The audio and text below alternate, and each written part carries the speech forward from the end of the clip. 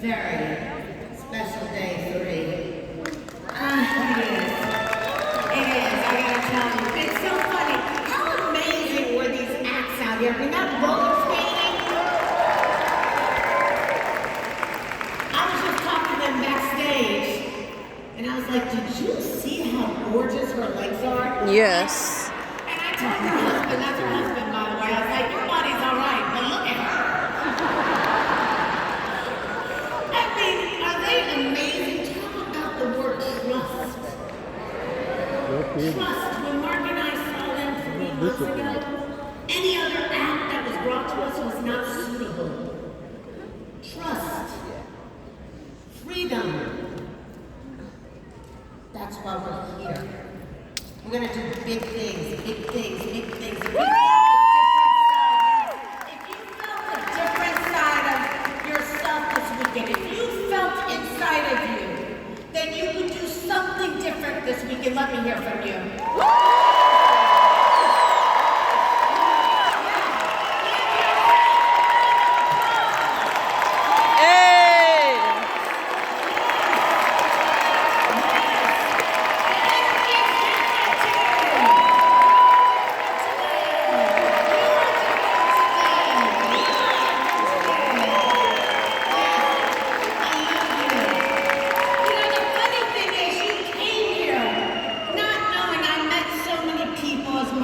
Through the weekend that were new, Kevin, right? Brand new people. They came here not knowing. And some of you have been here for a while. Day one, you learned a lot, didn't you? It was amazing. What you saw day one was amazing. Mark Ashley, our president? Come on. Yeah. And you heard all those incredible retail segments from Julie and Alex and Shell. Amazing! All the stuff you guys are getting, and then by day 2, you started to realize, you know what? I can do this. I can do this. And by day 3 today, at the end of this day, you're going to say to yourself, I must do this! I will do this! There's nothing that can stop me from doing this! That's where I'm going. Because it doesn't matter. It doesn't matter what you've done from this moment before. All that matters is what you do from this moment forward. That's what we're focused on. It's not about talent. You already have talent. You were born with talent. Skill, you get every time you come to learn. The skill you can learn. Let me tell you what it's about. It's about timing, and it's about desire. It's about how bad you want it. How bad you want it. How bad you feel it in your soul. How bad you want to say, you know what, I'm sick and tired of being sick and tired. Ain't that something? Terry. This is for me. This is what I love for my family. Terry, I've been trying to tell you this exact same thing.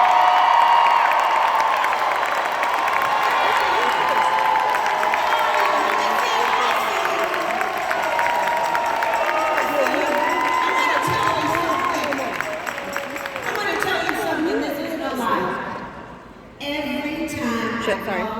Oh, I'm trying to like. Win? No. Oh, well, they keep it. Oh, yeah, I gave it to you. Yeah, he gave us some. I want to take one home, but I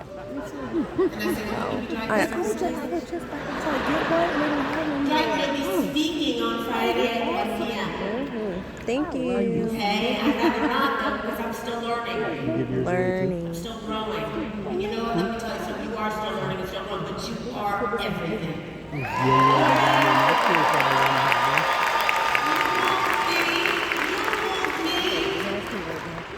And JR so much yesterday. You impacted us so much, and if everybody in this room did not feel it, you weren't awake. You and your team yesterday up here at Yang, you too. You came at the right time.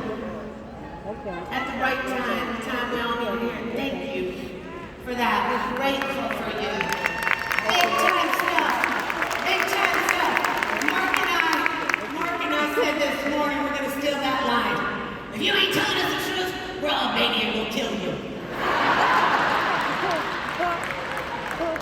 And you're right, Lightning. It's not for the chosen few, but for the few that chose. For the few that chose. You see, something that has never occurred is about to happen today. Something you may have never felt before, except when you were little. A little person who said, I can be something. Do you remember, any of you ever remember a moment or come across a photo of yourself when you were a little girl, a little boy, and you knew you could be anything you wanted, an astronaut, a doctor, a lawyer, a superhero, a person who changes people's lives. Every one of you at some point had fairy tales, didn't you? I'm telling y'all. Every one of you. Every single one of you had a moment. I wanted to thank my team. Ain't that something? 30 years we've been together. That's kind of big time. That's big time. Big time when you got us for 30 years, my entire team, Joe Boyer, the entire Kevin Buckman, Eddie, Peter, Eugene, Michael Brady, who God bless him's not here because he got COVID and it wasn't from Jared and I. And by the way, we're talking about problems. Jared and I had COVID 14 days ago. Second time, exact same dates I had it last year. I did not spread it to anybody last year. Jared was the super spreader this time. Sorry, honey, I know he's watching backstage. But it's true. Our team gives you their entire life. 30 years. You ought to stand up for them. Let me tell you something. You ought to stand up for that.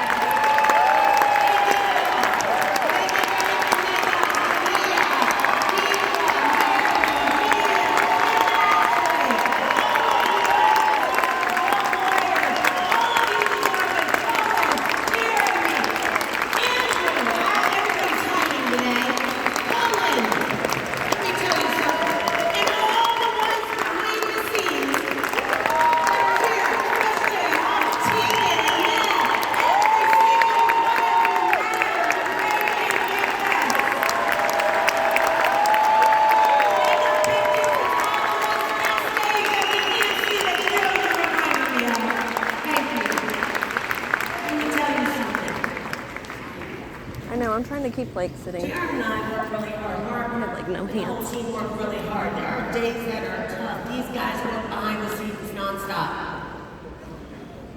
They give it all they got. My family, my children, my husband, who's back there. Jared, you're a visionary. Pain in my house sometimes, but you're a visionary. I love you more than life. Believed in you from day one, and I believe in you till the end, baby. I'll go anywhere with you forever. Forever. You touch my heart in ways that I can't explain. Some days better than others. But I love you with my entire being. All that I am, I owe to you. So while you were here, yes, I got on you this morning, but I love you so much. I do. And so today, I'm going to talk to you from my heart, as I always do. Don't have a lot of stuff written, but I'm going to talk to you about something I know you'll relate to.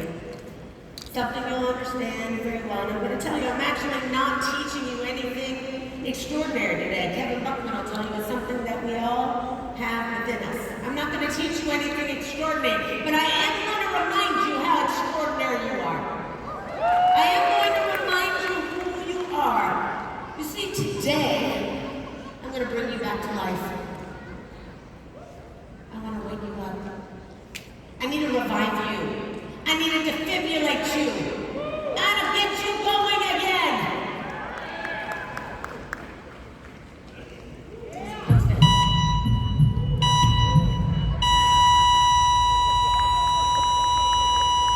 No more flat lines. We're going to jumpstart you. Jumpstart that heart. Get that heart pumping. I'm going to throw you a lifeline today. I need to resuscitate you. Everybody comes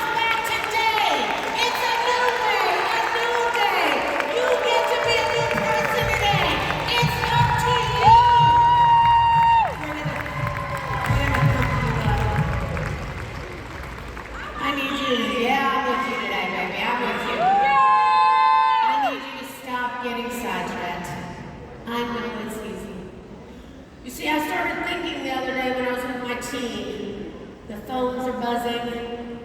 Everybody's calling. I hate email, by the way. I just hate it. I used to let Mark Ashley and I talk about it all the time. We long for the days when there was no email. It's debilitating sometimes. The phone is debilitating sometimes. Do yourself a favor, turn it off sometimes. Turn it off and disconnect. Everybody's like, hey, you hear your phone ringing? Everybody knows. If my phone's ringing and it's ringing, I'm leaving it ringing. I'm not going to answer it. You cannot be controlled by every notification that comes in your life. Come on. You gotta stop. You're going for the wrong things. Mike, we talked about this. People going for their phones, their Instagram's going off. Their ring alarm is going off. All the things that are happening, you're reaching for the wrong things. Trying to lose weight, we reach for the cookies. We stressed out. We know that we should be going to the meeting, but our phone's ringing instead, and we need to catch up on the gossip. We pick up that phone. You gotta stop with the notifications. Stop being a slave to being a slave to emergencies that don't exist. They're not doing anything for you. Have an honest to God conversation with those you love and those that love you. And say, you know what? Between these hours, I'm gonna shut it down. When I don't answer you, it's for a reason. It's because I need me time. I gotta get my head right. I gotta get my head right. It's gotta be me time, game time. You're right, me time, game time. We have to do the things that we need to do. But why do we reach for the wrong things? Because we're afraid of failure. We're afraid of failure. We're afraid of the result if we try. You're going to hear some pretty interesting things up here today, because you remember in February, who was there in February for Fort Lauderdale or saw it? If you remember, I did a little bit of a different presentation where I got you guys involved, and we did some workshop stuff out in the audience. We're going to do a lot more of that today. So don't be running out of the room. I will find you. Raise your hand all you want. I'm going to pick the ones who are afraid to raise their hand. Are seen here. You matter here. Your voice matters here. We see you. You are not invisible. I want you to know who you are. I want you to know who you are. Today your homework is to write down who you are. You know, I was with Mark the other day in a restaurant, and we were having this great conversation with this guy. And Mark and I asked him, hey, are you single or married? And he said, I'm divorced. I said, that's not the question. The question is, are you single or are you married? He said, I'm divorced. You're single. Your past does not define you. Right. Your past does not define you. You are no longer the homecoming queen or the least popular in school. You are the most important person in this room today. There is nobody more important. No, you are not divorced. You are single. Ready to mingle. I reminded him that being divorced is not his identity. That he's single. You don't need to be your past. Let me tell you who I am. I'm Loren. I'm the woman who's in love with her life and her family. I am a force of nature. Do not mess with me. I am determined to make a difference. I help people develop their abilities. I love helping people succeed because the feeling it gives me is a feeling I don't know how to express. It is unlike anything I have ever felt in my life. And I have learned to like me more than others like me. Because I could be the best version of me that way. That's who I am. Who are you? Who are you? What do you want to be? Hey, Ash. Love you, honey. I've been seeing you in so long. That's me. That's my family. That's what I'm about. My brothers, my sister. That's who I am. So today, I want you to figure out who you are. We're going to work on ourselves. Develop your abilities. Call 911. You see, I was thinking about the clock. has. Well, first of all, Jared always breaks it up here. But you don't get to break it till you're agreeing to live life on your terms. This thing controls us our whole life. It's interesting. It controls us by ringing and waking us up. But the whole day goes by, Loren and I were talking about the other day, the whole day goes by and you forget this thing is ticking. Right, Jeremy? We don't remember. She went down to her little thing to get her little snack pack and check in and stuff. So I went to go buy an alarm clock the other day. It took me 2 weeks to find one that ticks. Why? Because we've trained the suppliers not to make them because we don't want to remind ourselves that life is passing us by. So if you go online, every clock is called tickless. True story. You need to find a clock that you can buy this is on shop that ticks every day to remind yourself that you're alive. And then when you're going to start living your life, you're going to break it. You understand? Sorry. There you go. You can keep it. It didn't hit her. Didn't hit her. Woo. Thank God. Sorry about that. I want you to remember that the clock doesn't stop for anything. Here's a thought. From the moment we're born, Mary, the moment the human body is born, we begin to die. Yes, ma'am. Ain't that something? This earth is killing us. Let me say that to you again because it's a hard one to hear. From the moment the human body is born, we begin to die. You see, some are faster than others, and some of them extend their life and go DC3. We slow it down, and other of us abuse ourselves, and it goes faster. I gotta tell you, we can't stop the clock. We don't get the memo. We don't get a notification like, hey, today's the day, call everybody. Nope. We don't know when it ends. From the moment we're born, we begin to die. If that doesn't motivate you to do something right now, I don't know what will. Because I gotta tell you, you cannot live a mediocre life. You deserve to live a big life. One that makes you feel good, one that's on your terms, one that makes you proud. And let me tell you something, we all work hard, all these millionaires work hard, but they do it on their time. And that's what you deserve to have. You see, what I said was being successful is not just for the chosen few. It is simply the few that choose. That's the key. How many times do you waste the day asking yourself at the end of the day, did I get anything done today? Did I accomplish anything today? You ever have one of those days where you're like, I didn't get a dang thing done. I didn't get to do anything I wanted to do to get where I needed to be. And you get frustrated. You can't have days like that all the time. We won't get anywhere. You've got to develop yourself to become the human you wish to see. And here's the thing, it can all change today. But it's got to be a choice. You got to make a decision. If it's going to be you, are you going to be the one who chooses? It's your decision. And let me tell you something else. If you don't decide, you've made a decision. Ain't that straight? If you don't decide, you've made it. Still a choice. Still And that's crazy. See, we think we have forever, but we don't. Listen, my mother passed away 30 years ago at our first annual convention at 42 or 43 years old. That felt so wrong. She was my hero. I was 22 years old. I was a kid myself. I had a baby. It was 7 months. I didn't even know what I was doing. Do you think that time said, hey, go take the sabbatical you want? Take the leave of absence you need and go chill out. We'll wait for you to return? Time doesn't stop. It doesn't say take all the time you want. You just come back and there's all types of things that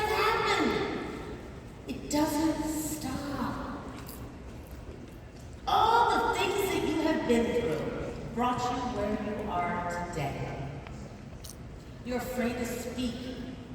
You're afraid you'll fail. You don't want to let anyone down. You don't want to let yourself down. The crazy thing is you'll make commitments to the people you work for, but you won't commit to yourself. You gotta make a commitment to yourself. You gotta make a commitment to yourself. You gotta stop being afraid to use your mouth. And I gotta tell you, today we're gonna learn a lot about using our voice and our mouth. You see, the person that you used to be makes you the most qualified to talk to somebody that is like you now. Mm-hmm. You are the most qualified person to help the person you used to be. You are the most qualified person to help the person you used to be. Time is everything. Some of us value it more than others. I value time. I value time. You heard Jared here yesterday talking about how sometimes he gets frustrated too and he'll let somebody in and waste his time and then he'll be mad. No, what he does is he lets them in the market and we have to deal with it. That makes us frustrated. Because you cannot waste time. I'm very straight up with people. What is it that you want to speak about? It's not something I'm interested in. I just need to tell you. I got to tell you, my focus is clear. I know what I want to do. I got to stay on my course. I don't want to hurt your feelings and have a conversation with you that won't lead you anywhere for you. It's not what I want to talk about. I'm not interested in investing in your company. I'm not interested in buying stock of your business. I don't want you to think it has any value to me. It doesn't. I wish you the best. It is okay to say no to other people. Do not let people steal your time. Have you ever noticed that when you have to spend time with somebody, Mark, and they're so boring? It's like, That's not good, but that is true. Oh my God, Joe, I cannot do this anymore. How much longer is this gonna last? But yet you're spending time with people you love, like Elizabeth. And time goes so fast. And for some reason, we think we stretch time because we're having the best time of our life with her. We don't want it to end. And we've felt like 4 hours with her was only the same hour. But we felt like we stretched it because we were doing something we wanted to do.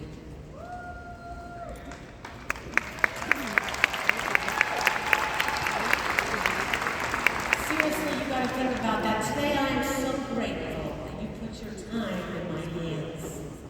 You see, time is slow while you wait, but fast when you're late. It's deadly when you're sad, short when you're happy, endless when you're in pain, and long when you feel bored. You ever notice that time is not determined by the clock, but instead by our conditions? How we feel. Are we happy? Are we sad? And the other thing about time is it's not on your net worth statement, but it should be. It should be the most valuable thing you have. You see, we know how to laugh, we know how to cry, we know how to clap. But do we know how to live? Do we know how to live? Because I gotta tell you, I want you to find out what people need and want, and you can live. You can change your life. I am sick of the government intervening in my shit.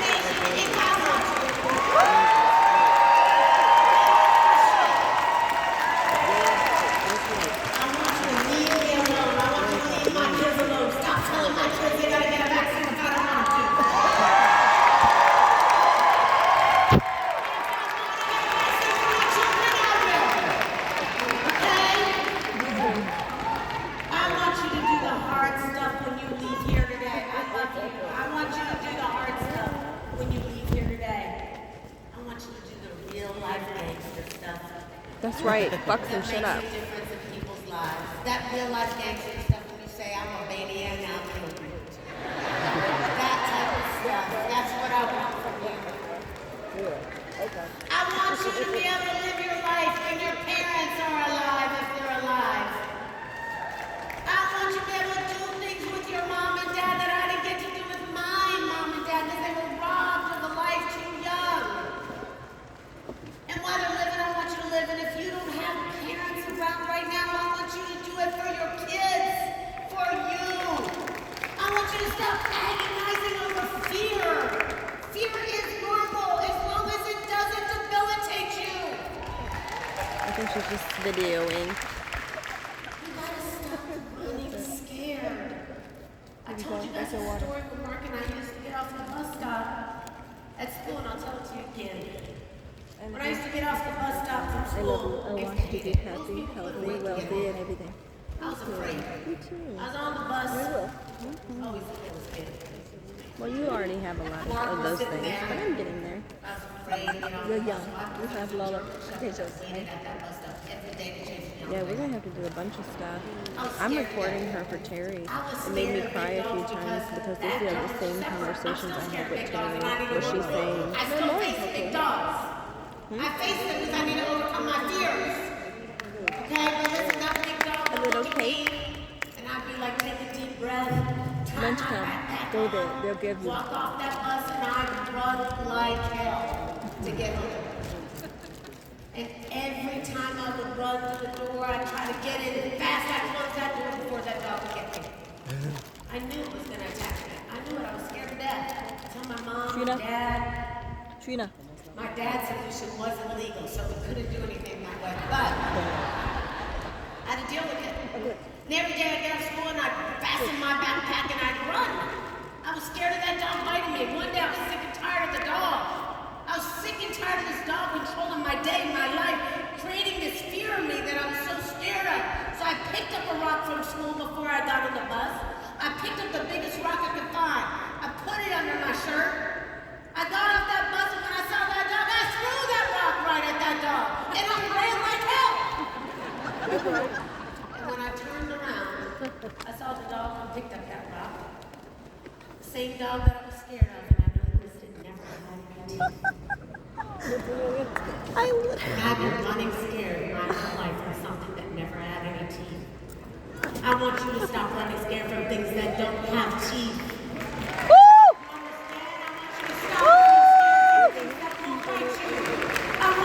You gotta stop being afraid. Can I share a story with you? Can I share a story with you? Yes! Naomi was wheeled in the hospital. She was 4 years old when she arrived. True story, brain condition. She had a complicated brain tumor. My whole team knows this whole story well. She had a complicated brain tumor. It was wrapped around 2 arteries, one which already bled in her cranium and sent her into a coma when she arrived at New York Hospital. Now, this 4-year-old little girl had a few surgical options. Okay? Don't flip the slide, please, yet. That little girl had a few surgical options. Dr. Fred Epstein knew he had to do something, or she would certainly die. So he decided to operate in 2 stages. The first stage would be to have a surgery that would relieve the bleed from her cranium and buy her some time. The second operation, if she came out of her coma, would be to remove the tumor. Made sense, 4 years old. The great news is that Naomi made it through the first surgery. She came out Holy of shit. her coma. She was a feisty 4-year-old. I just thought of something. She danced and sang through the hallways of the hospital. She used to sing and cheer all the nurses up. Her eyes danced with life. She was alive. She celebrated life. A girl didn't know if she would survive. See, she had a willingness in her eyes that we rarely see or experience as adults. She was different, like all children are different. She would climb to her You say, Dr. Fred, if I get to 5, I'm going to learn to ride this wheel. Dr. Fred, if I get to 5, I'm going to beat my brother at tic-tac-toe. And Dr. Fred was only grateful that Naomi never asked if she would get to 5. Monday he'd come in, Dr. Fred, Dr. Fred! If I get to 5, I'm going to learn to tie my shoes. Tuesday, Dr. Fred! If I get to 5, I'm going to learn how to make a double knot. Wednesday, Dr. Fred, if I get to 5, I'm going to learn how to read. It's amazing that Naomi intuited that the word was if, not when. But her odds weren't good. She had the kind of tumor that made Dr. Epstein wish, by the way, who was world-renowned, to be able to look. And you'll be moved, and you will cry your eyes out. He wished for more skill. The type of tumor she had. And this is where he's dancing. The finest neurosurgeon When you're in the water, JR, the dance, you're in the and as the water. second operation approached, It's a blob. Naomi updated Dr. Fred with one more proclamation. Dr. Fred, if I get to 5, I'm going to take you to the candy store and buy you my favorite candy. I'm going to treat you all day and celebrate you. Fred found himself drawing courage from Naomi. She understood that she grasped the idea. If I get to 5, she would have to master the next level of actions that she was going to take in her life, and she set goals for herself. In order to get to the next place, she would set a goal in hopes that she would get there, something we're afraid to do as adults. We won't set goals. We're afraid to keep them. We won't commit to ourselves. Yet Naomi, at 4 years old, was already mastering the idea of looking to the future, looking forward to the future to get to the next level of mastery in order to survive. You see, Naomi's lesson to embrace the next stage in life by mastering new skills is a lifetime asset we all need to learn. It is one that we all need to learn. You see, children are geniuses at raising the bar for themselves, clearing it, and then setting it one notch higher so we can get there. They inspire us to dig deeper, for the strength to what feels the hardest and the scariest, and to do what we should all do again, be young at heart. To play. Much has been written about how important it is for adults to model the behavior of children. And what I've personally discovered again and again is that children can model courage and character if we only pay attention to them. If we only pay attention to them. You see, people tend to think of children as weak and vulnerable and fragile little people.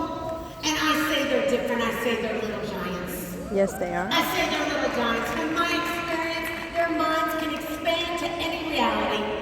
Think about that. Their bodies and souls are amazingly resilient. Their spirits can soar and face enormous physical and emotional pain. And they still smile. And they still get through it. And sometimes they comfort us in our pain. Woo. I believe that this quality in children, their heart, their mind, and spirit, makes them so resilient in the face of a life-threatening illness or any obstacle in life. If you're wondering, Naomi survived her second surgery.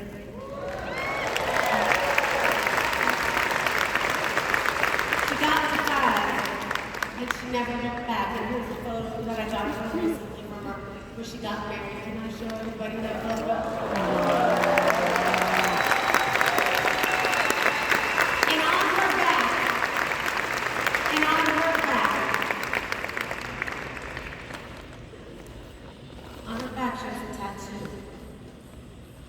See, Dr. Fred Epstein was a remarkable Superman, a superhero.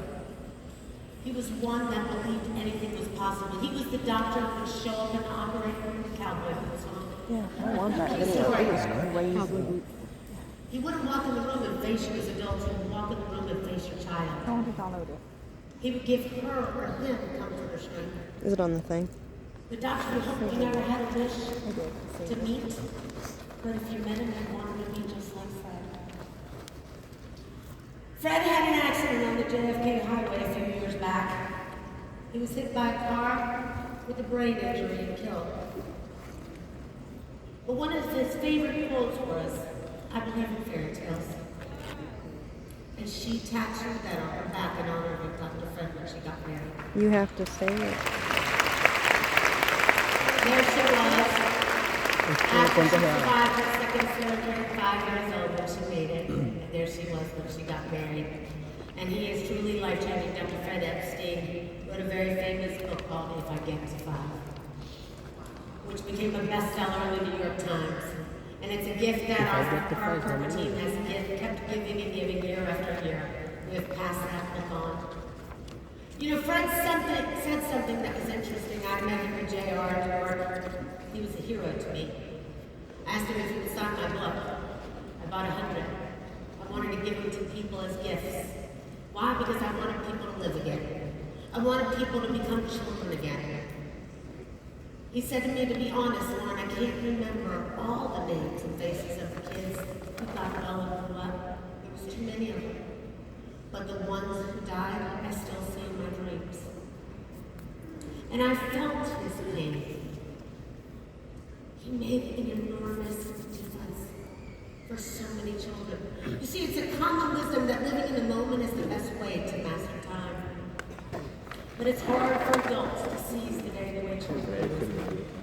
We tend to fall into two opposing time traps: anxiety and complacency.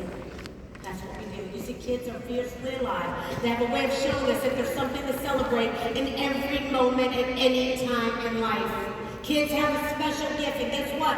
We all had it once. It allows them to live in the moment while retaining a motivating vision of their future. And here's the crazy thing. At 4 and 5 years old, we can don a superhero cape. How many of you are Wonder Woman? Come on, stop lying out of this. Come on, that's all the people who wish they were Wonder Woman? Or a superhero? Spider-Man, Batman, come on, Alexis, thank you. I had a woman of all us. How many of you dreamed, you fantasized, you could be anything you wanted? Nobody could have told you you couldn't have gotten it right. Arlene, could anybody have stopped you? You could have been a doctor, an astronaut, a lawyer, a scientist, a superhero, Batman, Robin. And here's the problem. We believe it. And we disappoint them because when they grow up to meet ourselves, we tell them that was just fairy tale stuff. You can't do that here.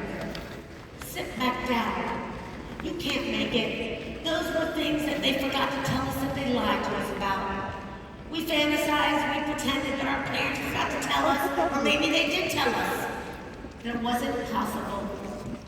And we grow up in the future that we dream so much about and have bright visions of. I was literally going to try and say it. And we listen to far too many people along the way that make us believe that we're not possible. Let me tell you the biggest form of neglect. We talk about neglect a lot, especially in this Me Too movement.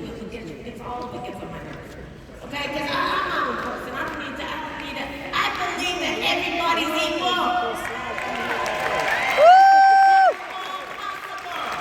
But we also have a disease in this world. The disease is that I understand people have been hurt. You've been hurt when you were younger. But we got to stop being a victim. We got to start living. We got to start punishing ourselves.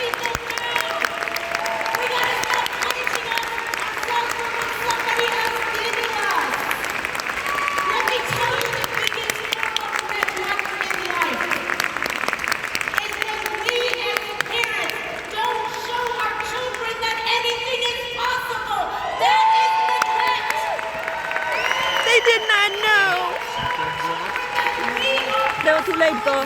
Never too late. You're still young. There's still a lot of opportunities out there. They did not know. It doesn't exist in the other world. But in here, it's possible. Motivational technique that we've used from the time we were little to get from point A to point B. You're going to see Jamie Foxx up on the stage tonight, and he will tell you he practiced his Academy Award speech for Ray when he was 10 years old. Yep. We use fantasy to get us from point A to point B. And then we get to the place where it's time to be an adult. That bright future we saw as children, we shut us down. Yep. No, that doesn't live here anymore. Don't come around here. We have a lot of lessons we need to start learning from Naomi.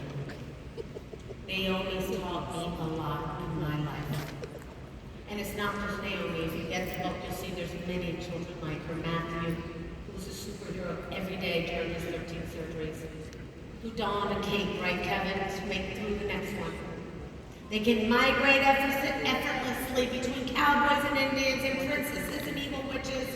And they believe that growing up can transform them into different, better people. And the future's bright with endless possibilities. Don't you strip them of that. We got enough of that going on generation after generation. It stops in this room. We must change it. We must change it. We have to avoid the trap of believing that once we grow up, whereas grown-upness will ever get to us when we do that, it's game over. And as we age, we tend to forget how liberating fantasies can be. We need to stop feeling invisible. You need to don a cape, grab yourself a towel. In this room, you're a superhero. In this room, you can be anything you want or seen. Being imperfect doesn't stop you from growing, but being invisible does. Not using your voice, not speaking up. I'm going to help finish out for the next hour of this presentation with two real-life superheroes that you love very well. Look at these guys. Let me show you their picture. We're going to do a great job. That is Jim Winkler as a little cowboy. Andrew Weissman as a superhero. Bring out my favorite superhero.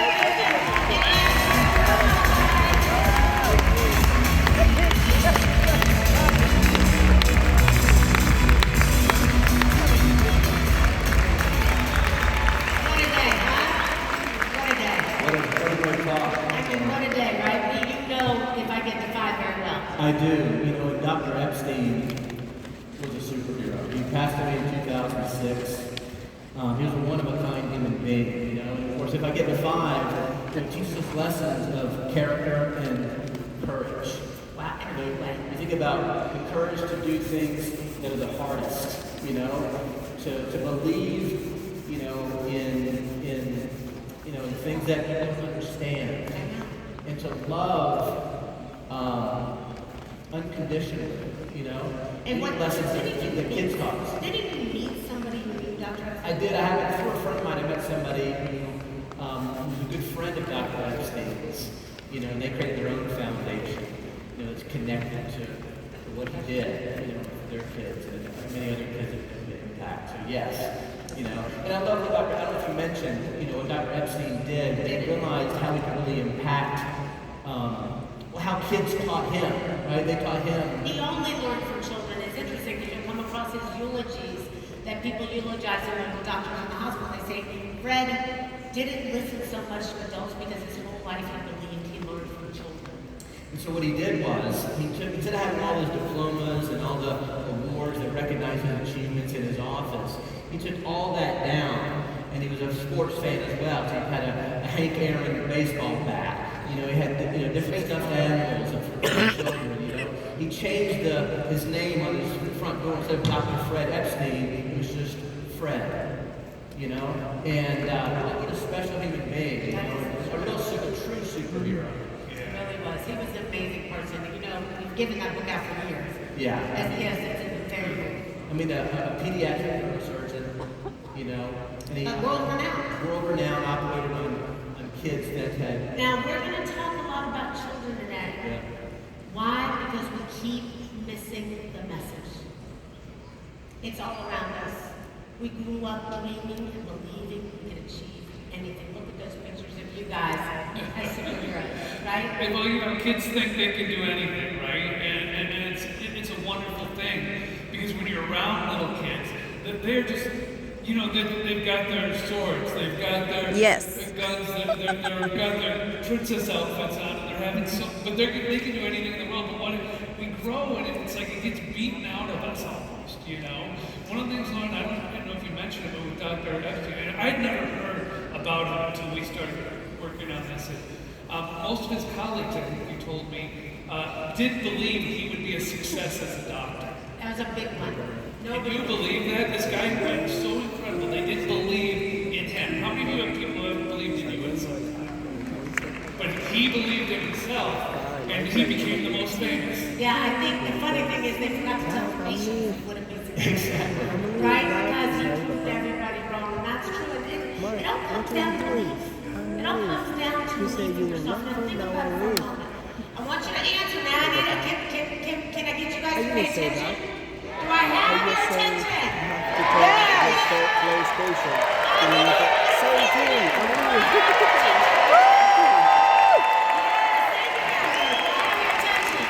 It's all about belief. And, you know, it's true, and I know that when I speak about belief, it starts at a young age, right? Like, how many people believed in you in your life? It's like, if you're lucky, 1 or 2 people believed in you, like Eva said yesterday. If you're lucky, most people didn't have anyone who believed in them. They might have told you how to work hard, but that's different than belief.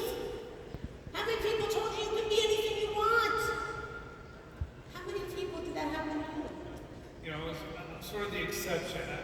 I had very strong parents who told me I could do anything. And I was real lucky that I loved when my mom's passed, obviously. And my dad's 85, but when I was a kid, we were joking. I told you my mom said if I went to a store, if I had robbed a store at some point in my life, not that I did, she would have said, well, I'm sure there's a reason Jimmy did it. Because I would only do things for the right reasons in her mind. And that's the belief I grew up with. And I'm similar. I've been very, very fortunate to have very supportive parents who believed in me as well, you know. And being that I'm so much younger than, you know, you and Yes. Andrew is not so. First of all, don't even start that over there. Don't forget who's your favorite, okay? This guy's not so much younger. He's getting ready to celebrate his 50. All right.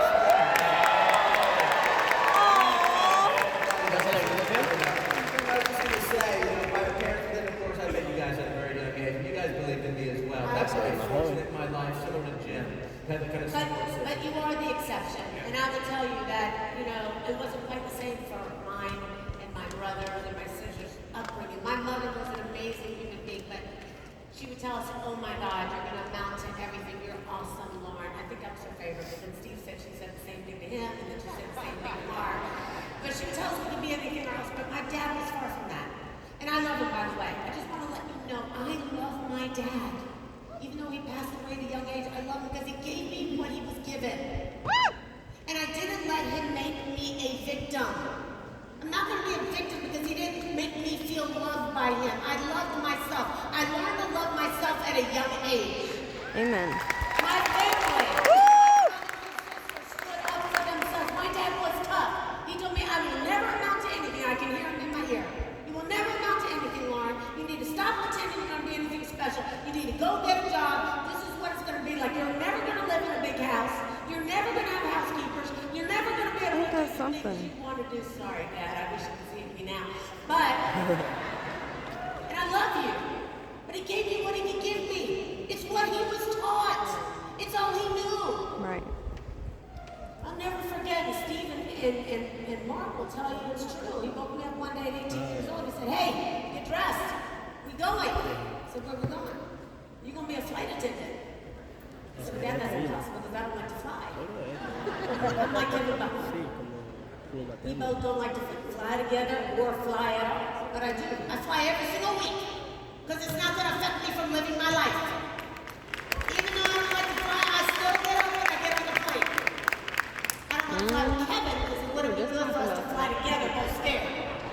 But I do it anyway. But my dad said, you're going to be a flight attendant, you're going to go to eat, you're going to go with me right now, right here in Greensboro. True story, down at Holden Road. This big office building where everybody was going to apply to be an Eastern Airlines attendant. Anybody remember Eastern Airlines? Okay, well, they were pretty big back then. Back then, it was a big Me Too take there. If you didn't have nice legs, red lipstick on, and pretty hair, you weren't going to be a flight attendant. So my dad had to pre-pick what my job would be. You're going to be a flight attendant for Eastern Airlines. I said, Dad, I don't want to do it. I was cursing my mother on the way out the door. Mom, how could you let this happen to me? Why would you let him do this to me? I thought you loved me so much. I thought you said I'm going to be great. She goes, we'll solve it. We'll figure it out. Don't worry. We'll figure something out. I don't want to go. We arrived up there to apply for the job. Let me see. No lie. At least 1,000 people waiting in line. They said it would be 6 hours before I got to the front. Woo! I thought to myself, this is great. I'll never get the job for 6,000 people. But my dad waited outside. He sat in that door and was going to make me wait and stand in that line. By the time we got up to me, he said, tell me why you would like to be an Eastern Airlines flight attendant. para ver si se puede. Thank you. What would you say if somebody said thank you for flying the friendly skies? I said, I don't like to fly. That's what I would say. I gave her all the wrong answers. I should have got that job, and yet somehow or another, 2 days later, I got the letter that I was accepted by Eastern Airlines. I wanted to crawl in a hole.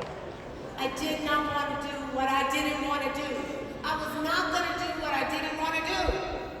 I was determined, but yet I still got an airplane and I went to Atlanta. I trained for 6 weeks.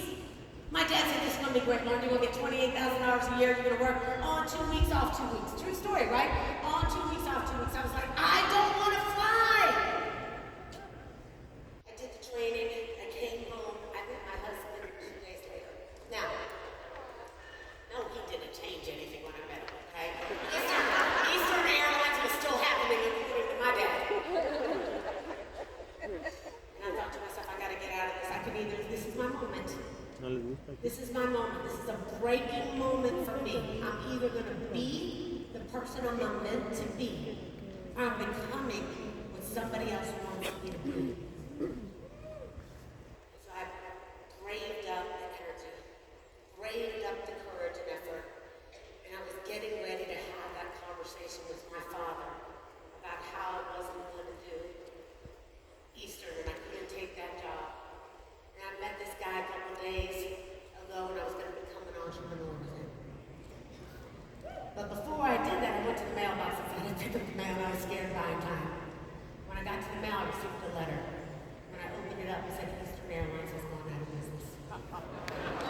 Best thing that ever happened to me.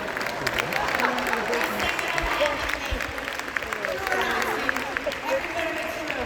I walked in and I was getting ready to give me the letter.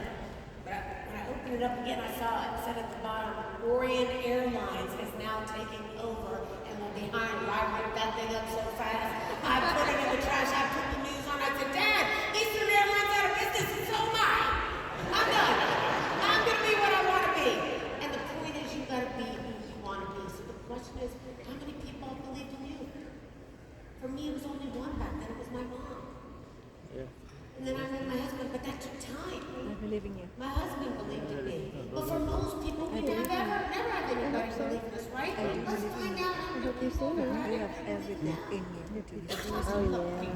Oh yeah. You just need lots of peace out. how many people have believed in You you. need to walk in the peace more. And I want you to be honest. When I say believed in you, somebody who didn't I'm crazy. hold you Do you back. see the beast Somebody in me? told you could do it. Yeah, when Somebody you're about to said fuck you could somebody make a up. difference. And I gotta tell you, I know Just you're in the afraid. one punch, You don't and you know were who running. you're I gonna said, call. oh, she has You can raise your hand if you want. I'm very strong. Can't leave the Physically. room.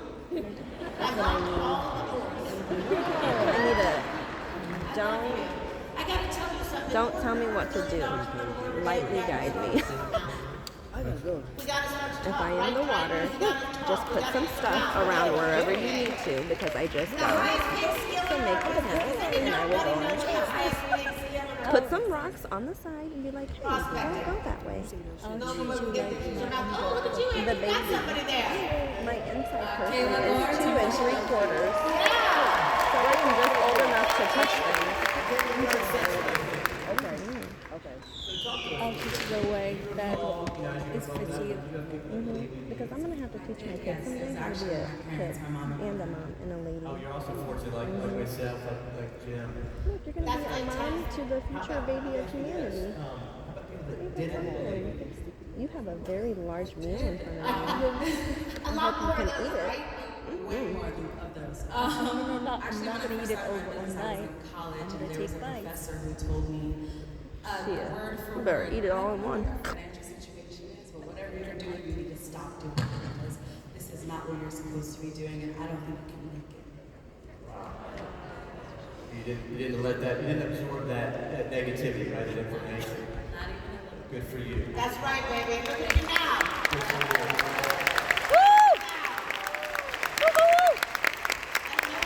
I'm right here. Who am I with? Hey, Toby.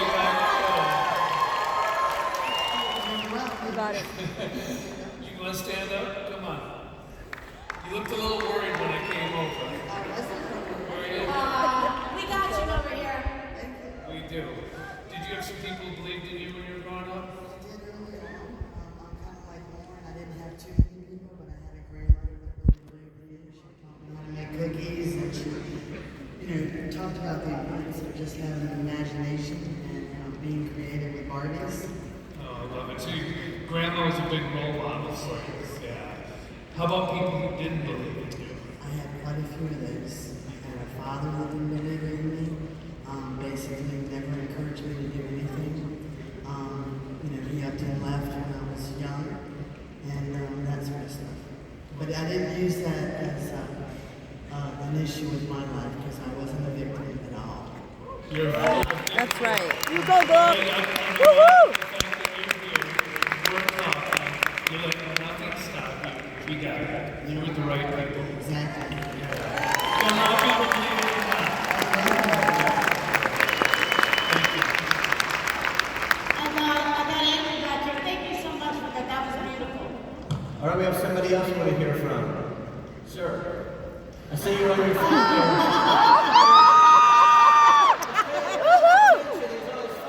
Oh my God. Here, hold. Relax. Put your stuff down. Relax. Terry, that would be you. Get off that phone right now as you're watching me on this phone. Old school Barbie American shirt here. That's cool to see the old logo. That's awesome. Retro. Talk to us. When you were growing up, did you have anybody that believed in you?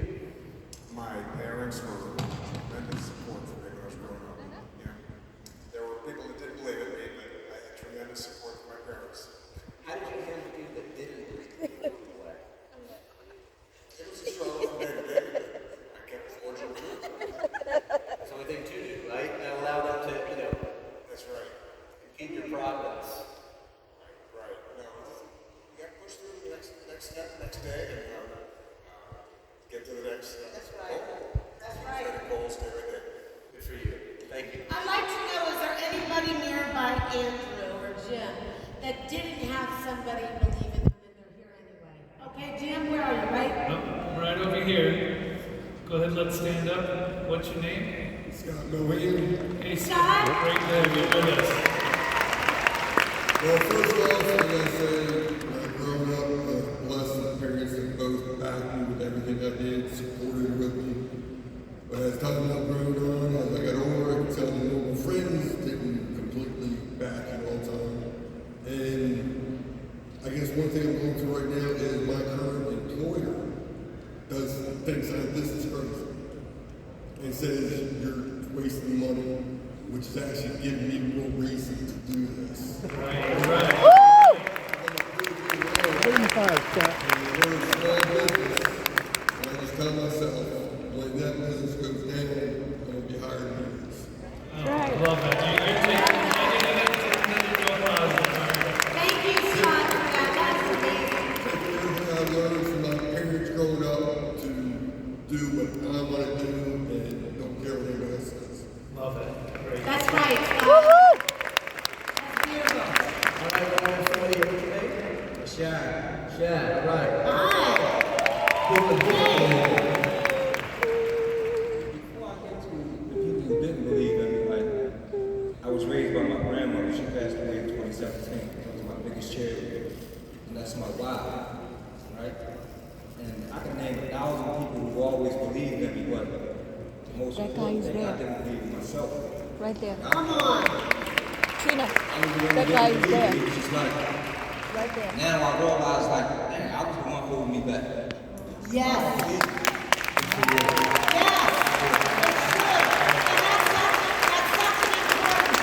We have a tendency not to believe in ourselves. We hold ourselves back. And you know what? If you're one of those people who are saying to yourself in this moment, thank God they didn't call on me. We love you.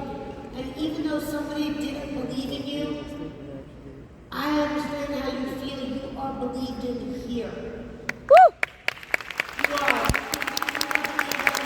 So when we grow the business, you see, when we grow the business, we have to realize that we have to start to listen and hear what people say, right? Like, Elizabeth, we used to have so much fun with me in Ocean City, right? Growing the business, doing things. And I gotta tell you know, when you're trying to get people to come evaluate, you don't need to say the word Market America. You don't need to talk about how much money you're making if you're making none. You don't even need to say Market America. We used to have this conversation all the time. Because what you do is you put preconceived notions in people's minds. They start using Google, and then they have questions and you're not in front of them, and you can't answer because you're not with them. See, but you do have to use your mouth. And when people go investigate or go to a meeting, they're not going to the meeting because they know me or JR or heard of Market America or heard of Elizabeth or heard of you, Jim, or heard of Andrew or heard of Mark Ashley or Kevin. They come take a look at it because they like you. They come take a look and you get them to go to the meeting because they like you. They're interested in you. They may stay because they like our products. They may stay because they like our business plan. They may stay because they want to be a part of a team. But they come because of you. You have the power. You have the influence. It's because of you. You understand that, right, Mark? You get that. Brent gets that. Ryan gets that. Elizabeth gets that. Jackie gets that. Colin gets it. Don and Lisa get it. You don't have to say, oh my God, you got to join this business. We're a billion-dollar company, man. We're over here rocking and rolling. Let's go. You got to come check it out. You never say that because they never come. You see, the very thing that qualifies you to speak to someone is something you may have been ashamed about before. Hear that. The very thing that qualifies you to speak to someone is something you may have been ashamed about, something you may have experienced. Maybe you're a single mom, a single dad. You're living paycheck to paycheck. You have no time to develop friendships with people. You have no good circle of community around you. Listen, when you don't attempt to go for it, and you don't attempt to achieve your dreams, if you've never had them in your mind, you've never lost This is a wake shop. which is why people don't Here. go for it. Look at that You water. gotta go for it. You are the very person You need to who's start qualified drinking as some, the so I person have you some room used to for be. I do have to use the You are restroom. that person. It's not me. It's not Elizabeth. It's not Jackie. It's not Ben. It's not Audrey. It's nobody else but you. You are the only person who can get someone to come to a meeting to evaluate it. You see, you got to start having a conversation like, hey, I know right where you're at. You want your daughters to be proud of you. So do I. You want them to look up to you. I do. You want me to You're worried close about it? paying your bills. Let me help you. How about come up Thursday? Did I say Not anything about completed. Market America? That's good. Did I say anything about me making a lot of money? But you let your team help you get the rest of when you get to the meeting. You get your team, your community behind you that'll help boost you. You gotta stop being invisible. For you to get to the next million, you gotta use your mouth. This is good. I'm going to show you how to live better. Can you take the time? That's the conversation. You don't need to say anymore. You don't need to say anymore. I show people how to live better. Can I show you? If you want to connect with someone, show them your imperfections. If you want to connect with someone, show them your imperfections. People don't like when people like to be perfect, like Dryden said yesterday. Practice makes better. Practice makes better. Think about it for a second. People like things. When you want to get people to come evaluate the business, use the terms love, happiness, and belief. Love, happiness, and belief. How can I solve their problem? How can I save them time? Listen, people go to McDonald's all the time and buy Happy Meals. They don't buy Happy Meals because they're good for you. They buy Happy Meals because they make people happy. That's why. It's true. People do business with people they like, not with people who they think know it all. Not with people who think they know it all. And you are not guaranteed to come across someone just like you. You have to be prepared for that also. How do you prepare for that? This isn't complicated. You just need to listen. You just need to listen.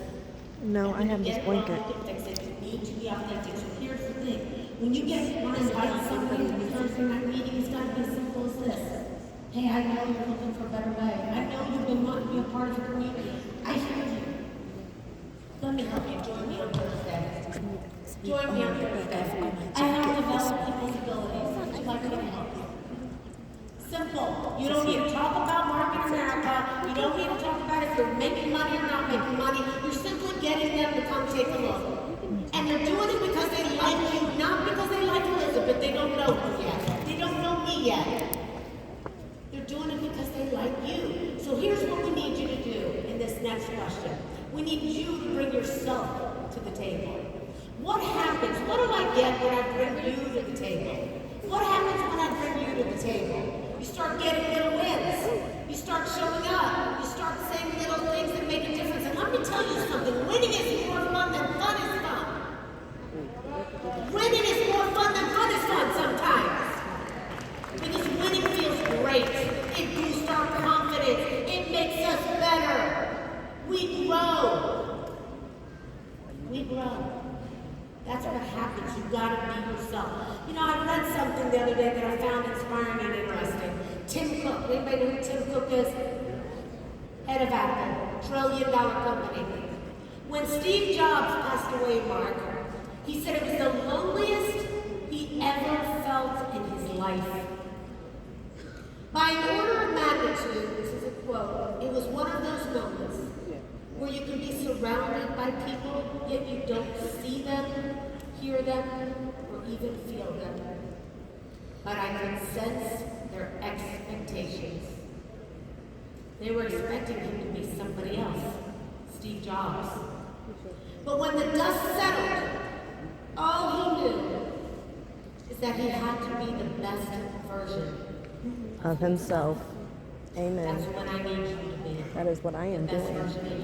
Amen. Not the best version of Steve Jobs. I love you, girl. I'm a crazy person. I love your presence. Because you're not a normal, ordinary person. I know. I forget that. I was like, is it everyone? And I'm like, no. I do. Everybody has their uniqueness. But that person probably never got the chance to shine. Because nobody ever told them that you can do it. I was singing that earlier. I said, shine your We're scared of what we don't know, but you gotta be aggressive and take action now. They are in a circle. I was so blessed because ain't that something too with the circles? Yeah. Everyone is standing in a circle and holding hands, and their heart, their bodies turn into the same thing. It's one energy. And they are all children. My videos on my YouTube, I do too.